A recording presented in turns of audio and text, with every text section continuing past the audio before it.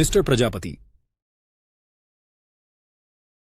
आज मैं आप सभी के समक्ष एक अत्यंत रोचक और वैज्ञानिक विषय पर एक बात बताने जा रहा हूं। बिजली कैसे गिरती है। हम सभी ने कभी न कभी तेज बारिश के समय आकाश में चमकती बिजली और उसकी गड़गड़ाहट को देखा और सुना है। यह एक स्वाभाविक घटना है, लेकिन इसके पीछे एक वैज्ञानिक कारण होता है। जब बादलों में बहुत अधिक जलवाष्प और बर्फ के कण इकट्ठा हो जाते हैं तो वे आपस में टकराते हैं। इस टकराव से चार्ज बनते हैं।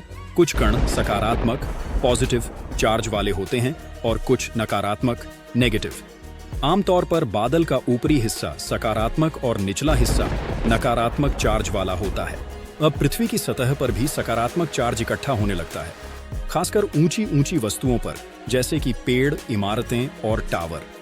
जब बादल और पृथ्वी के बीच चार्ज का अंतर बहुत ज्यादा हो जाता है तो यह ऊर्जा अचानक विद्युत प्रवाह इलेक्ट्रिक डिस्चार्ज के रूप में निकलती है, जिसे हम बिजली गिरना कहते हैं। बिजली सीधी धरती पर भी गिर सकती है या किसी पेड़, खंभे या इमारत पर भी।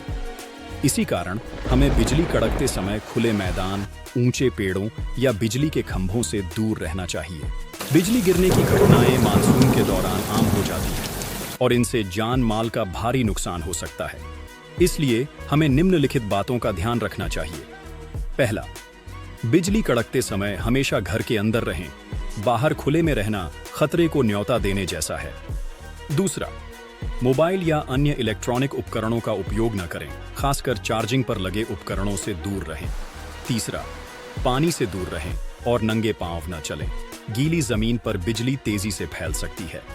चौथा, यदि आप खुले में हो तो झुककर जमीन पर बैठ जाइए, लेकिन लेटे नहीं। इससे आपकी ऊंचाई कम होती है और बिजली गिरने का खतरा घटता है। अंत में मैं यही कहूंगा कि बिजली गिरना एक प्राकृतिक और वैज्ञानिक घटना है, लेकिन थोड़ी सी समझदारी और सावधानी से हम खुद को और दूसरों को सुरक्षित रख सकते हैं। धन्यवाद।